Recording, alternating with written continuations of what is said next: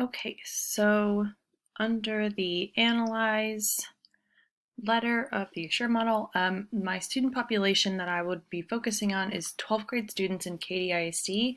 So these students are mainly middle class. Their parents all have pretty good levels of education.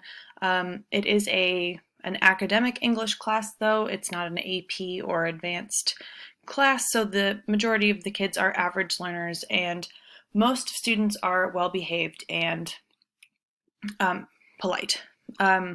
Within the 30 or so kids, there are 10 students with individualized education plans and 4 students who have 504 paperwork and 3 ELL students with varying degrees of fluency. So determining students' needs will be done at the beginning of class through a quick warm-up discussion just about their baseline understanding of copyright, and I will also be gathering teacher feedback about the students just to get her feedback on her kids. Oops. Under differentiation, so basically we are going to create groups of 4 where the students have varying abilities. So she does indicate that a couple of her students in the class have learning disabilities and they prefer to work by themselves, so they will be at their individual desks and the in-class support teacher will be there to assist them if they get stuck. Gifted students have the extension activity of an option to create a short media piece to publish it online in some way, shape, or form, and then to start completing the copyright registration form until they get to the point where they would have to pay anything. Differently abled students are going to have a hard copy of my PowerPoint presentation to reference as they work. Other students will have access to it on the Padlet, but the hard copy will be there for kids who need those notes. ESL students, ELLs, will have a separate note sheet consisting just of definitions and translations depending on what they need. So because the students are digital natives, and a lot of students nowadays just in general prefer to learn using technology, this is the reasoning behind creating a Padlet with visual and auditory media included, as well as written media. The state standards that will be addressed with this activity are that the students will use metacognitive skills to develop and deepen their comprehension of texts. They'll make connections, they'll make inferences, they'll use evidence, evaluate details, synthesize information, and they'll monitor their own comprehension. And also they will respond to the sources that they see, describing personal connections to those sources. The objective is that 12th grade students will be able to demonstrate ability to recognize instances of copyright adherence and infringement and explain the relevance of copyright to their everyday digital lives. So the resources within the lesson, the beginning of the lesson will have a brief class discussion to, again, discuss their baseline knowledge of copyright within their groups, and then we will pull out to the whole class. And I will write some of their answers down on the whiteboard, just first things that pop into their head when they think of something like copyright.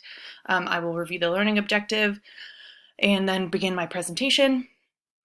Then after my presentation, they will begin working on and accessing the Padlet. The Padlet can be accessed either on their personal devices, or there are also a classroom set of Chromebooks that students can use if they so choose. And again, the desks will be moved and grouped together so that they can have ease of conversation. At the end, after the activity has wrapped up, groups are going to discuss with the class to the whole class their takeaways from the lesson and their activities, anything they took away from that or learned about it, and then they will also summarize their discussion board post that is on the Padlet as well, which is the personal connection of copyright to their everyday lives with content creation. Learner participation, basically, since they were digital natives, I wanted to make it something that was based in technology, and also because copyright is so difficult to pinpoint, like these ideas of ownership can be difficult to pinpoint online, so I wanted to show them some different ways that they can look at the different instances of copyright with technology in mind. The online quizzes do provide immediate feedback. When they select their choice for one of them, the answer pops up right away. And a couple of the other quizzes, the answers, once they hit submit, they do get feedback on those. And the initial copyright multiple choice quiz, you can change your answer and take it multiple times to find the right answers, because ideally what we're looking for is that they are able to understand what the correct instance of copyright or copyright infringement is. I will be monitoring the room as they progress through the Padlet, providing clarification and just monitoring their progress where they're at. And then we will have the students have a Padlet discussion board at the end that they will need to respond to individually, and that's something we will discuss as a whole class. After the lesson, I will have a Google form to evaluate my lesson itself, my PowerPoint, to get their feedback on how I presented the lesson. And also I will have them just discuss with me which resources on the Padlet they found were most effective to help them understand copyright infringement and fair use, and different, if they want to give suggestions of different resources I can add to it, especially adding in things like TikTok videos and whatnot.